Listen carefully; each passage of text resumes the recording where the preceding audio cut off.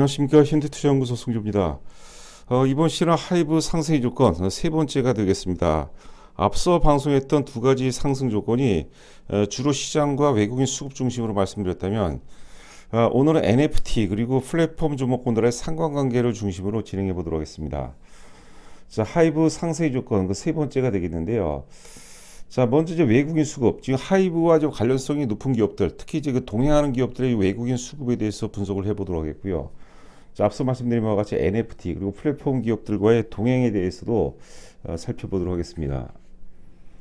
지금 이제 보시는 화면이 하이브 주봉 차트가 되겠습니다. 2020년 10월달에 이제 상장이 됐죠.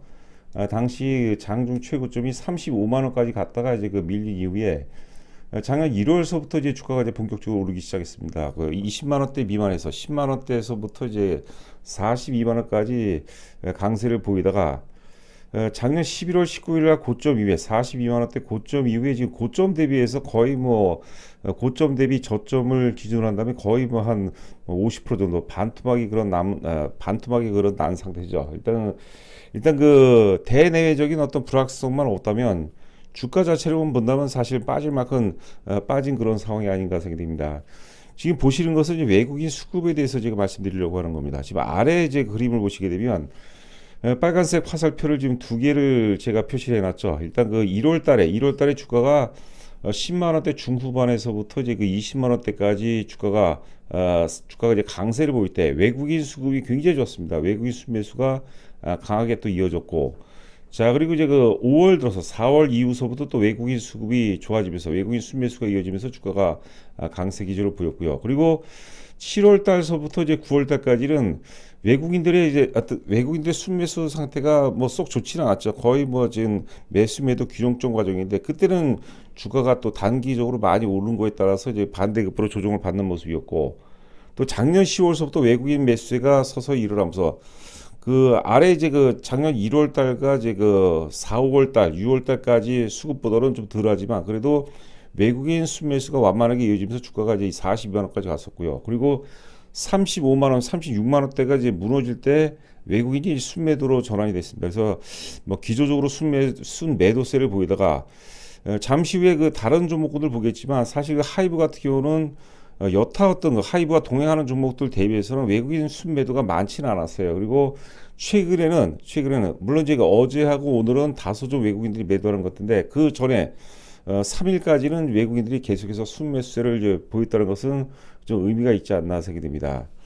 자, 제가 예전에 이제 그 유튜브 방송을 통해서 이제 많이 말씀드렸는데요. 주가가 이제 상승하기 위해서는 세 가지 조건을 이제 갖춰야 된다고 말씀드렸죠. 첫 번째는 시장의 흐름, 시대적 이슈, 이게 중요하죠. 시장의 흐름과 일치해야 되는데, 지금 이제 작년 11월, 12월 이후서부터 지금 플랫폼 기업들 혹은 이제 NFT 관련주들이 이제 급락하면서 같이 이제 동반 하락을 했다고 봐야 될 것 같아요. 그러니까 시장 흐름과 좀 안 맞았죠. 자, 두 번째는 개인기죠. 개인기. 하이브의 어떤 개인기인데, 개인기는 이제 뭐 여러 차례 이제 강조를 해드린 바와 같이 상당한 어떤 그 경쟁력이 있다고 봅니다. 국내에서는 독보적인 엔터 1위 업체고, 나아가서 이제 그 우리가 플랫폼 기업으로 세계적으로 세계 최고의 어떤 그 플랫폼 기업으로 도약하는 그런 과정이기 때문에 개인기는 뭐 출중하다 이렇게 보시면 되겠고, 세 번째가 이제 수급이죠. 수급.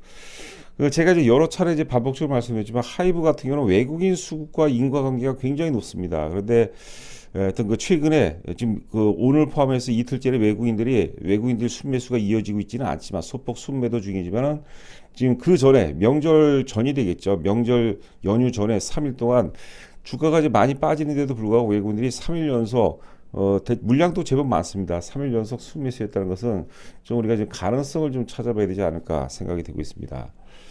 자, 하이브 보셨고요. 자, 두 번째는 이제 그 서울 옥션입니다. 서울 옥션은 제가 좀 극단적인 사례죠. 사실 그 서울 옥션 같은 경우는 이제 그 NFT의 그 대표 종목이라고 봐야 되는데, 물론 이제 그 덩치 자체가 이제 작기 때문에 주가가 올라갈 때는 이제 그 굉장히 급등하고 또 주가가 빠질 때도 좀 다이나믹하게 움직이는 경향이 있는데, 9월하고 10월 사이 보게 되면 10월 달 들어서 외국인 그 지분이 한 1%대밖에 안 됐어요. 1% 초반대에 불과했는데 10월 한 달 동안에 외국인 순매수가 무려 지분이 6% 이상 급증을 하거든요. 자, 그리고 그 이후에 대략적으로 한 3만 한 5천 원 부근까지 장중에 찍었다가 그 이후에 다시 또 외국인 순매도가 일시에 다 몰리는 그런 모습을 보이고 있습니다. 6%대에서 다시 또 1%대로 5% 가까이 외국인들이 그 매도했기 때문에 주가가 역시 그 서울 옥션도 외국인과의 주가 상승이 외국인과의 어떤 그 외국인 순매수와 인과성이 워낙 높기 때문에 외국인이 순매도하는 환경 속에서는 오르기가 좀 어려웠지 않았나 생각이 됩니다.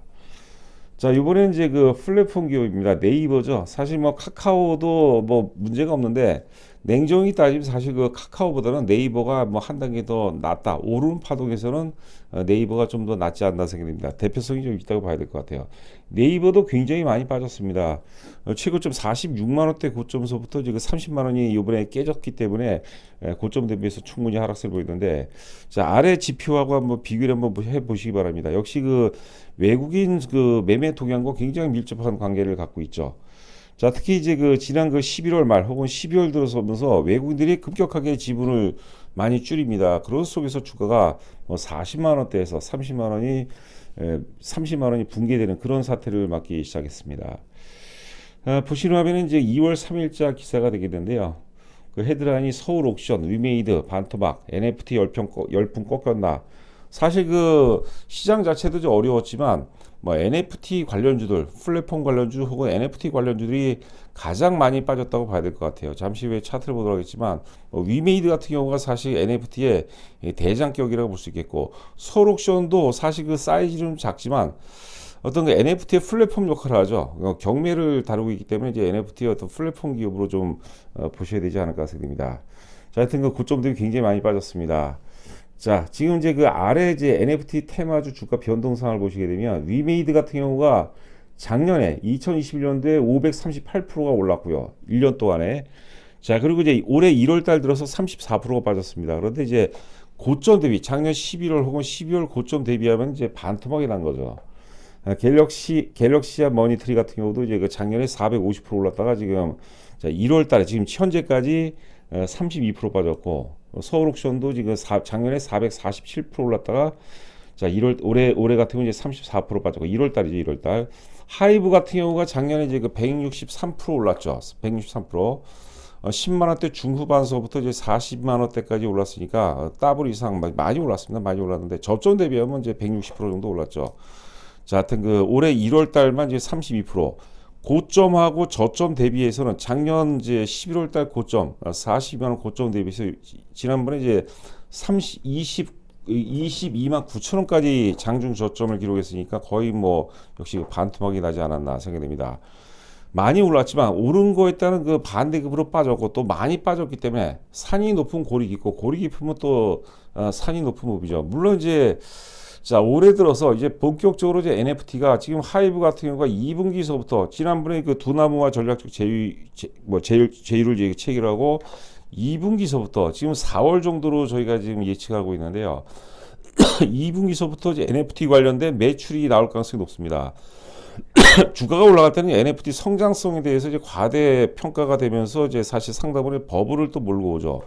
또 주가가 빠지게 되면 NFT에 대한 그 비관론적인 어떤 기사들도 많이 나오고 또 그런 것들이 이제 투자 심리를 위축시키면서 매도를 계속해서 부르는 상황입니다.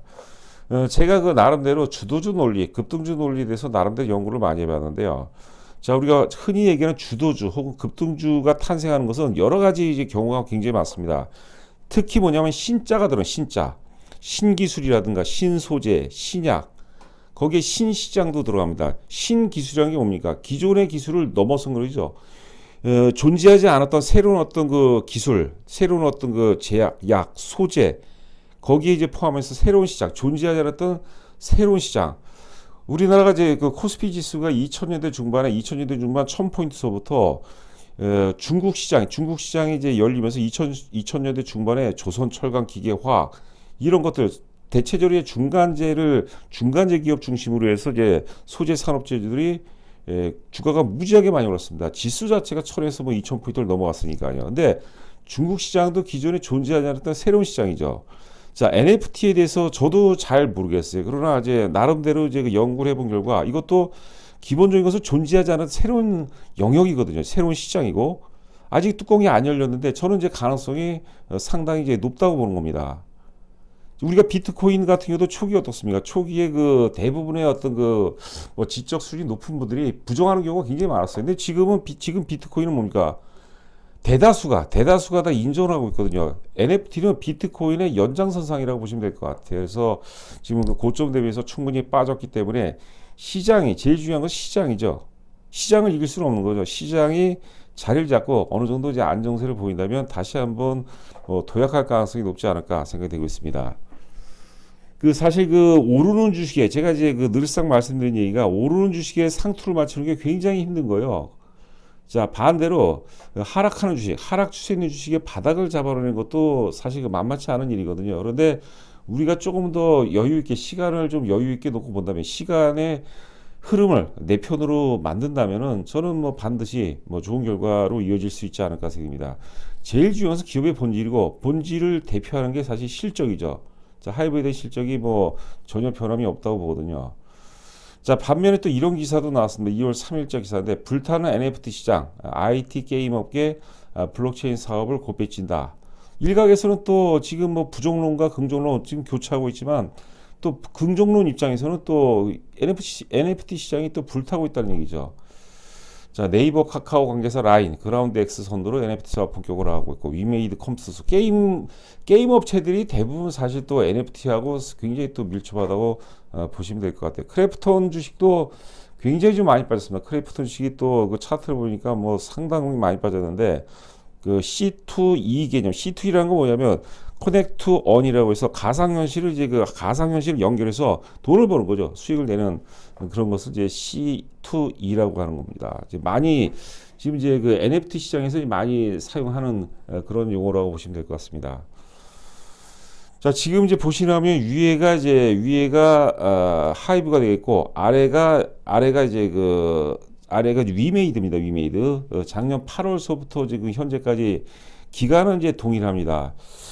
이 하이브는 사실 기업의 정체성이 기본적으로는 사실 플랫폼 기업이라고 봐야 돼요. 플랫폼 기업이기 때문에 기본적인 어떤 흐름은 네이버라든가 이제 카카오하고 이제 흐름을 이제 같이 한다 보시면 되겠고 거기에 이제 NFT가 이제 포함이 되죠. 그리고 아래 이제 그 위메이드 같은 경우는 NFT의 대장주라고 보시면 될 것 같아요.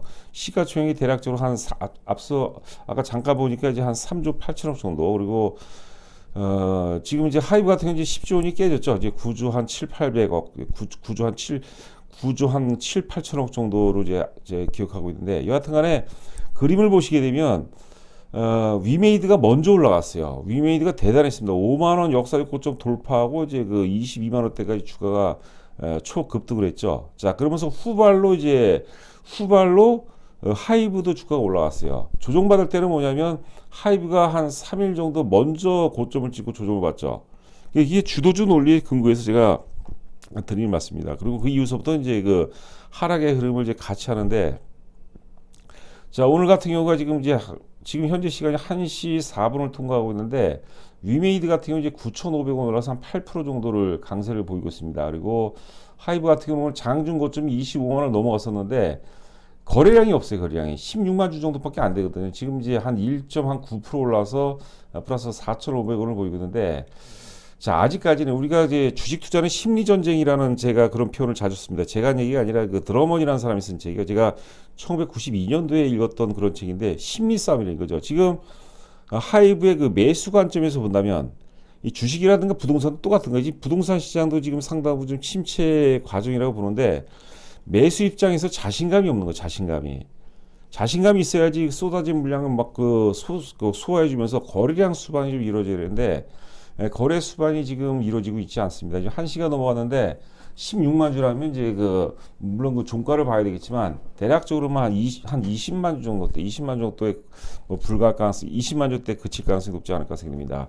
위메이드 역시도 오늘 주가는 굉장히 좋은 모습인데요. 거래량이 지금 120만 주거든요. 120만 주인데 거래량이 그렇게 많지는 않아요. 거래량이 이제 어제 그제 같은 경우 거래량이 그러니까 1월 28일 거래량이 240만 주인데 현재 거래량이 120만 주니까 이제 반 수준이죠. 대략적으로 뭐 한 300만 주 이상 주가가 양봉을 유지하는 가운데 300만 주 이상 나와야지 그동안의 하락 추세를 이제 반전시킬 수 있는 아주 중요한 강론이라고 생각하는데 그 위메이드도 지금 뭐 주가는 이제 오늘 뭐 8%대 오르기 때문에 화려하나 거래 수반이 이루어지지 않기 때문에 그냥 낙폭화됐다는 기술적 반등 정도로 우리가 해석을 해볼 필요가 있지 않나 생각됩니다. 자, 하이브 같은 경우도 이제 거래 오늘 뭐 대체적으로 이제 강세를 보이고 있지만 거래량 수반이 이루어지지 않기 때문에 좀 아쉬운 그런 모습이지 않았나 생각됩니다. 제가 늘상 말씀드리지만 거래량이 한 대략 한 50만 주 정도 이상 다다익선이죠. 다다익선 50만 주 정도 이상 수반이 되면서